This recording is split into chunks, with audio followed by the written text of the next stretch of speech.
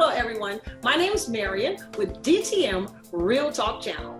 It's the channel that you can tune into, have the ability to listen to the thoughts of others about topics all over the world that touch every one of our lives.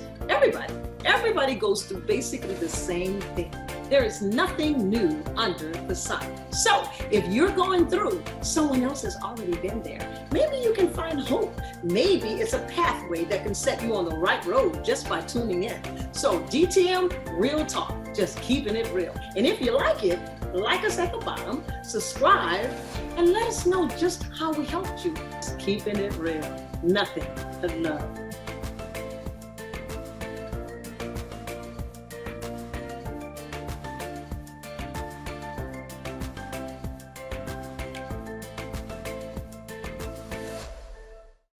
Good evening. This is DTM Real Talk, and we are just keeping it real. It's chilly down here in New Orleans where I'm at. Is it cold down there where you at in Tyler? It is cold. It is cold. All right. For those of you that did not tune in last week, please go back and listen to Ricardo Porter and his journey. You gotta listen to it. I'm not gonna even refresh y'all because you need to go listen to it. And if this is your first time chiming into DTM Real Talk, please like, share, and subscribe all over the place. Just let the people that you know enjoy the show. So say hi to the good folks out there, Ricardo. Welcome back. Good evening, everybody. Glad to be here. Good to see you again, Marion. Good to be seen and not viewed. I tell my kids that. They be like, what you talking about? Like, y'all ain't gonna view me because I'm being cremated. Okay. No, they won't see you then. No, I told him, I said, my baby says to me, he said, Mama, can we just view you? I said, well, I'll think about it. Just y'all go to the funeral home and just, view. Yeah. Don't be laying me out and doing all that crying and carrying on. Be doing all that. Yeah, yeah. I want the pictures and I want y'all to have church. All right, okay. Have a fellowship, have a good time, because I'm with the Lord. But anyway, this ain't about me. There you go. This is about Ricardo. So say hi to the good folks out there again. Welcome back. Amen. Good evening. So glad to be here on Delivering the Mail, Real Talk. I'm honored. I'm honored to be your guest tonight. Yes. So where did we stop off last week? You were last week church. Right? Yes, last week we stopped when I was telling you and the viewers about the first church that I had that God sent me to, and He spoke to me in the dream and told me that my time was up. Okay. Yeah, that's right. Because you were trying to bring these people to a place in their Christian lives where they needed to serve and be formed in the image of Christ and serving, and they wanted to play dominoes. That's what I remember. Yeah. Okay. But now back it up a little bit. I won't go back to this second wife. Now you don't went to the first wife and the second wife. You pray for these wives, Ricardo. I'm just keeping it real. That is an excellent question, and I have an answer. You got an answer. Okay, you asked the Lord for these wives. Go ahead, tell the people.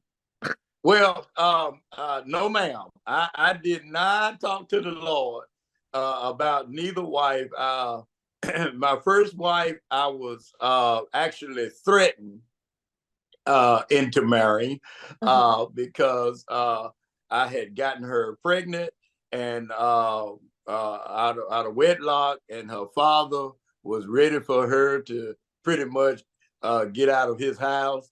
And he kind of put a 45 on the table and told me what is my intentions. Okay. See, y'all need to know that. Y'all need to know that out there. This is not just no smooth journey for us. There's some things. That's right. In our lives, right? Okay, that's exactly right. You said I do. Now you didn't pray for the second wife either. Okay. No, ma'am. The second wife was a situation wherein I was just kind of lonely. And I'll tell people don't get into stuff based on what you're going through and your feelings. You need to know. You just really need to know. And I was kind of lonely, ready to settle down with someone. I was tired of the dating game. I was getting older, and I just wanted to, wanted to marry again without consulting God. And so, we just keeping it real, y'all. We just keeping it real. Yeah. Yeah. Yeah. And so since I didn't consult God, that's what happened with our relationship. We was married for 10 years. Wow. We married for 10, yes, we were married for 10 years. And the marriage kind of went sour once I began pastoring. Okay. Once I began pastoring. So I'm here at this church, and God is blessing the ministry, and she decides that she want to work on Sundays so that she wouldn't be able to, have to come to church. She wasn't involved at all like that. And so anyway, the people at that church, some of the people at that church, they just decided that I was taking them too fast. Okay. Yeah, that's what you said last week. You were taking them too fast. Yeah, they just decided I was taking them too fast. So when did you inform them that it was your last day? After the dream, after God spoke to me in the dream, that Sunday, I preached, and I told them, I said, listen, I'm just going to tell y'all what God told me. And I shared that with them. And I remember crying profusely behind the sacred desk because I love the people. I love the people. And I tell anybody, Marion, that to be a preacher, a pastor, you have to love people. You have to love God's people. And I mean all of God's people. The ones that are not saved, the ones that don't proclaim Christ. You have to love everybody. All of God's people. Everybody. And so I just love people. And so I was kind of in a place right then that I didn't want to do it, but I had to obey God. Mm-hmm. Had to obey God. And so of course I got a lot of backlash behind it. Some people will say, well, he must be planning to go to a bigger church, or because he don't want to mess with us little country people and all this. And so I got a lot of backlash behind it, but it had nothing to do with that. It was that God had a higher calling for ministry for my life. Okay. Yeah. So where to from that? Where did you go from there? Yeah. Well, after that, it was about 3 weeks to a month, and I did not call my pastor at the time, Pastor Marcus Jackson here in Tyler. I didn't call him to let him know that God, told me my time was up at that church, and so he wasn't aware. And because I was kind of somewhat shamed a little bit, because I thought I would be pastoring longer than those 3.5 years, and so I was kind of ashamed to tell anybody. So I kind of just kept everything on the down low, as they say. And so out the blue, he calls me. Mm-hmm. My pastor calls me out the blue, and tells me, he say, Rev, he say, I don't know what's going on at the other church. He said, but listen, this church that is in Flint, Texas, they need a pastor, man. And I just know you'll be a good fit for them, and they'll be a good fit for you. Mm-hmm. And he said, I just went on and recommended you to the deacon staff there. Okay. And I said, really? And he said, yeah. I said, well, I'm glad you called, because I needed to tell you anyway that I'm no longer at the other church. And he said, what? And I said, yeah. I said, I resigned from that church because they wanted to stay in Egypt. And God wanted me to take them through the Red Sea, but they wanted to stay in Egypt. So I couldn't go back to Egypt with them. So he told me my time was up. And long story short, I went and preached at this other church that in Flint, Texas, that my pastor recommended me to, and preached there, and preached there for about a month, and they decided to make me their pastor. Mm. Okay. Yes. And we did the same thing. God showed the same thing that he did at the first church with this church. When I went there, I'll never forget, the first time I went to that church, I did Sunday school with 2 people. Okay. And yeah, and as time went on, I think we had about 300 members. Wow. Yeah, we ended up with I think it was 300 members, and I Wow. was there at that church for about close to 5 years, at that church. But while I was there, Marion, I had a lot of things happen. A Okay. lot of things happen. A lot of things happen. Um, uh, First thing that happened was me and the second wife divorced Right. while I was pastoring at that church. Okay. Yeah, because I was doing all I can for about 3 years to try to make the marriage work because I honor marriage. I'm very serious about that, and so I honor marriage. And so I was trying, trying to see if we could make it work, Sure. and it just wouldn't work. And so while I was there, I think my second year at that new church is when her and I, second wife, divorced. Okay. And, yeah, and so church is growing, things are moving well in spite of. Mm-hmm. And so here I am again, divorced, single, and at this point, I'm kind of well known throughout East Texas. I have preached all across, done revivals, all of that, Mm-hmm. and I'm just kind of well known across the city and all of that. And Let me so, pause you there. I don't know if you heard the episode week before last mhm, about leadership and mhm, how that men of God, women of God too, but men of God, when they're in leadership and being an influence mhm, throughout the city, throughout wherever they are, mhm, um, you're a sitting duck. mhm, You're a target for Satan. mhm, I don't know if mhm. you do that, but I'm just going to. I do remember that. Yes. Yes. Well, you go on. I'm listening. And you're absolutely right, Marion. I was a sitting duck. Believe it or not, I was a sitting duck because I became vulnerable again. Because now I'm divorced, and I'm preaching, I'm pastoring, I'm very energetic at that time. People, they thank God they enjoy my ministry, and so these women was coming from out of nowhere. Mm, Women I had never seen in Tyler before was mm, coming was coming out of nowhere, visiting the church, asking people about me and all this carrying on like that. Is he still married? Is he divorced? Just out of nowhere. mm. And so um, you know, I was hoping that my diggings would kind of help shield me from some of that. But at the time, some of them just wasn't trained to carry on in such a manner, and and and a lot of these women were able to get to me when they shouldn't have been able to get to me, Mm. and so but it ended up being this one particular woman that that I fell in love with. But how do I say this? I loved her, but she really didn't love me. Mm. Okay. She was I think she was just, on the height of being with a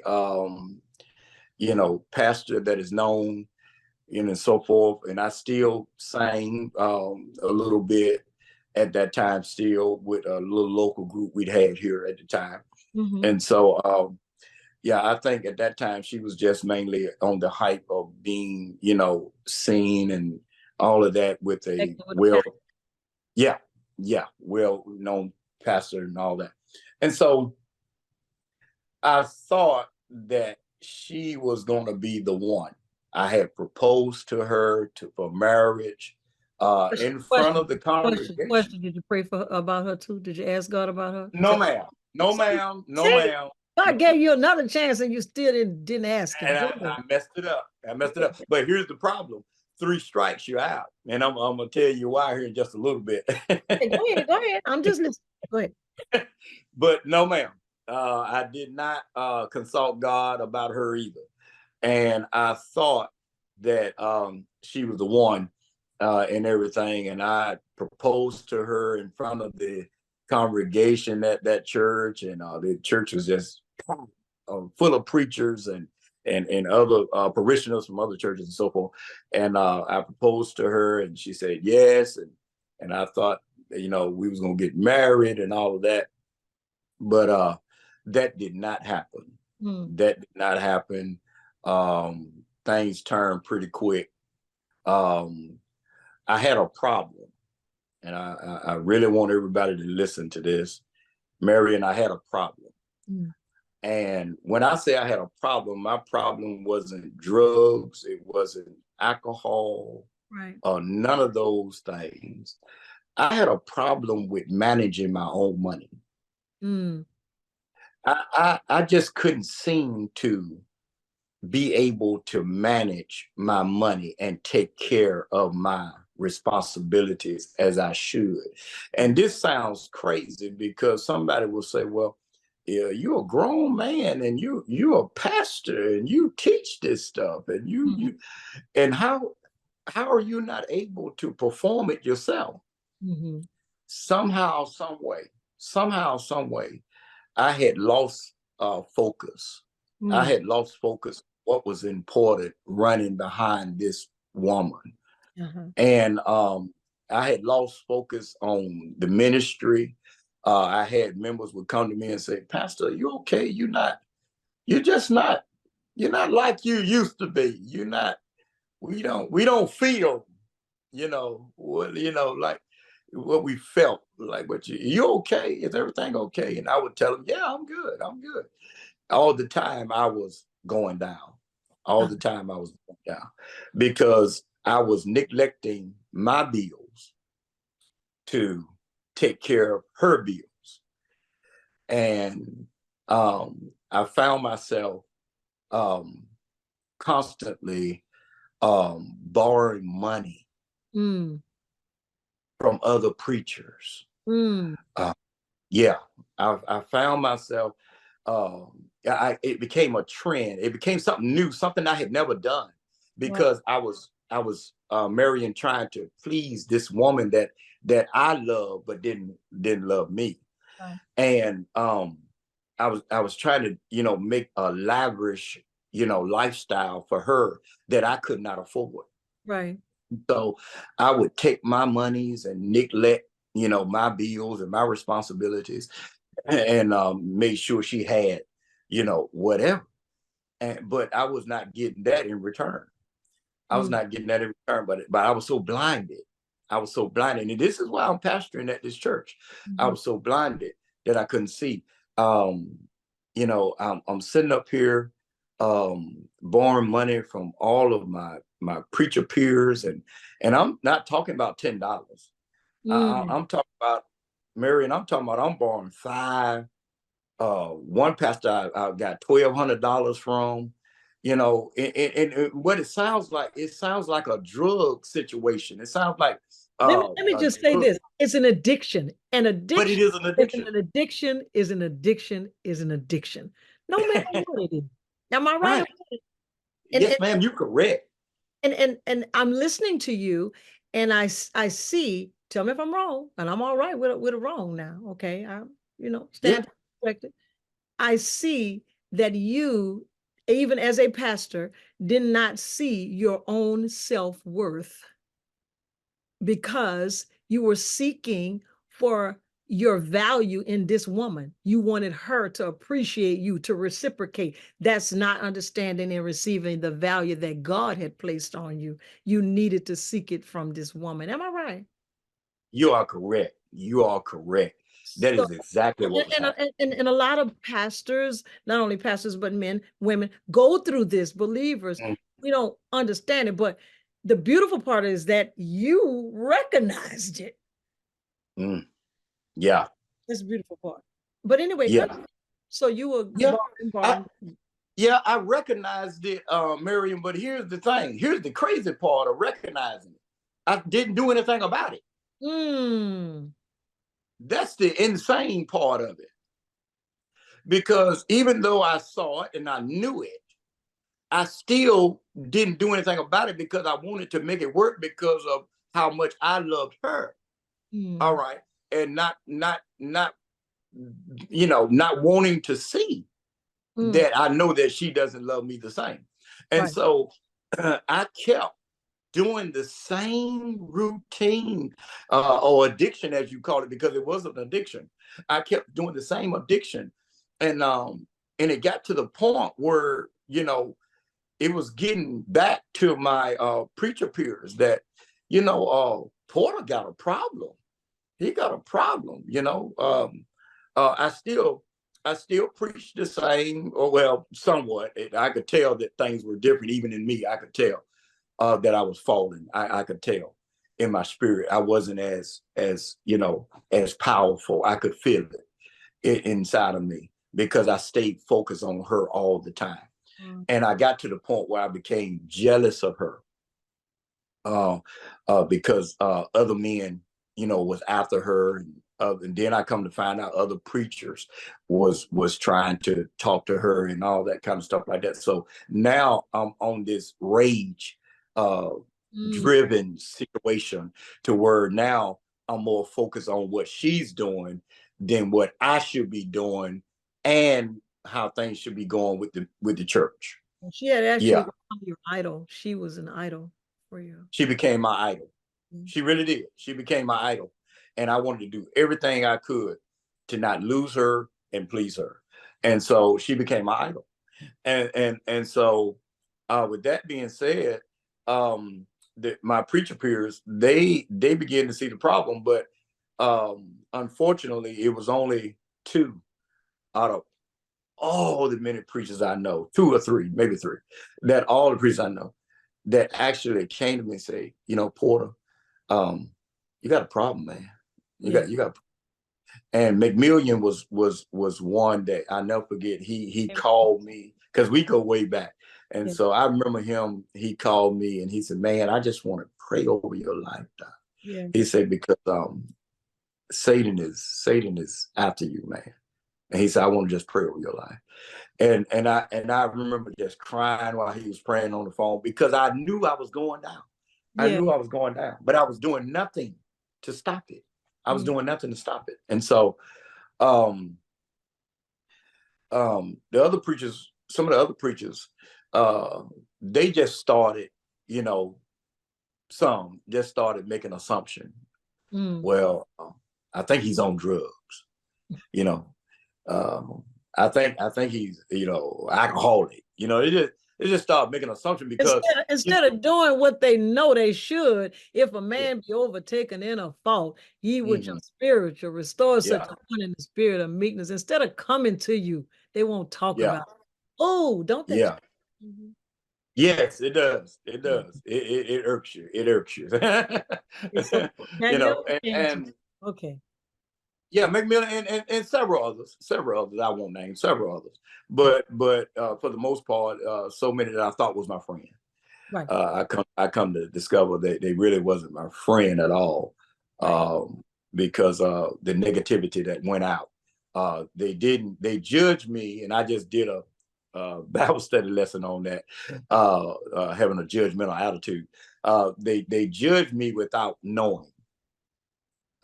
They judged me, and the reason why, Mary, some of them was going around sharing that information to other people is because I owed them money. You understand? I owed them money, and some of them I wasn't able to pay back because I was in this addiction mode. I was going through the motion. And so due to the fact that I had owed them money and things of this nature, and I'm spiraling down, now I'm being talked about. I'm being talked about and all of that I'm on drugs and all this kind of stuff like that. And so what happened is she wanted to go on this vacation. I didn't have the money. I didn't have enough money. And Marion, I did something that I knew was wrong, and I knew it would get me in trouble. But like you said earlier, she became my idol, and I did whatever. I would do whatever it took And so she wanted to go on this vacation and I didn't have the money. And so what I did was I forged a check. Mm. Mm-hmm. Yeah. Yeah. I forged a check. And and when doing all of that, when that happened and the check got back to the bank and I have all that stuff works, of course I got in trouble.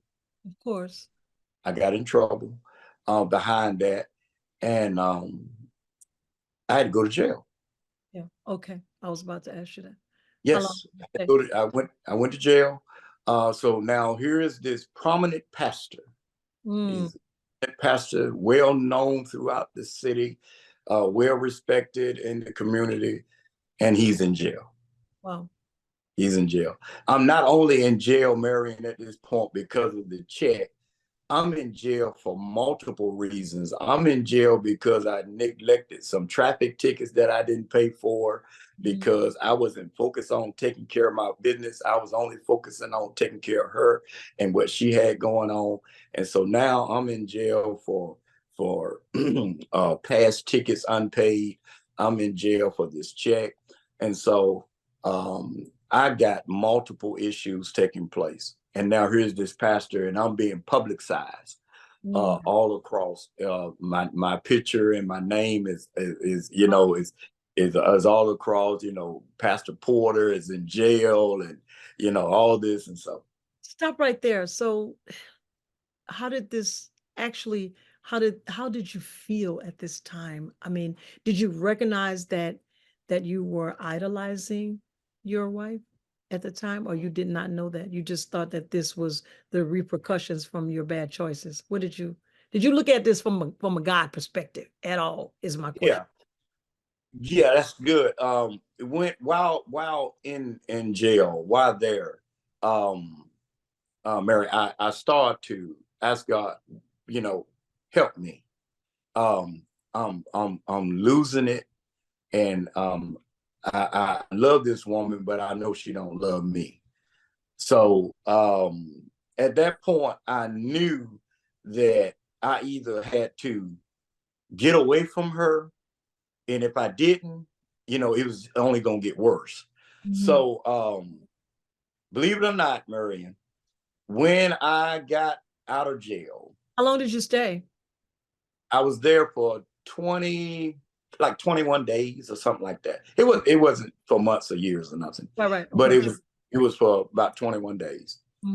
Long enough. Yeah, long enough.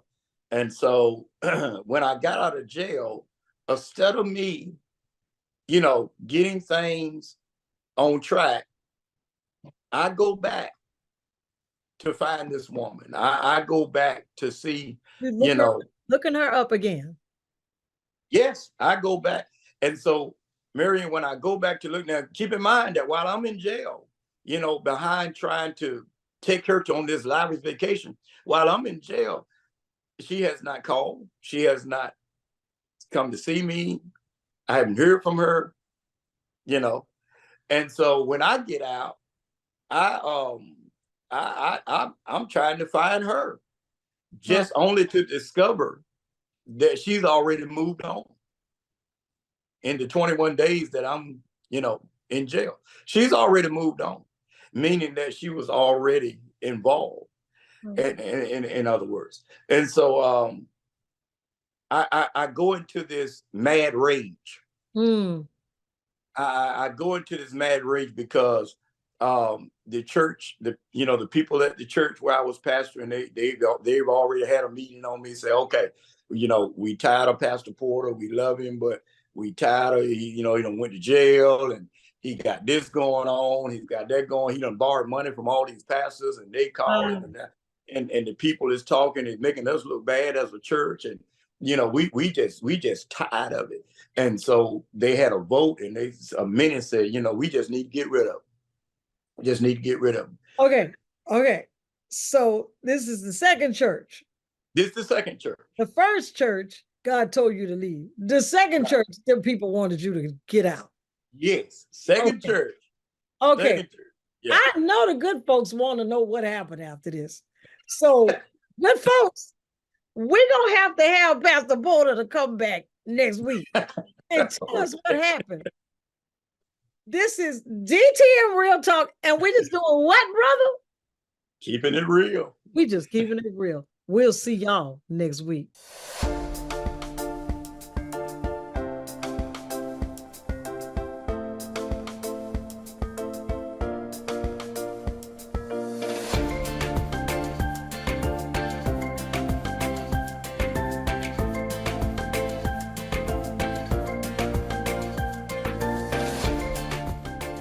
Thanks for watching DTM Real Talk. Be sure to join us for more conversation. And oh yeah, don't forget to hit that like button, share, and subscribe while you're there.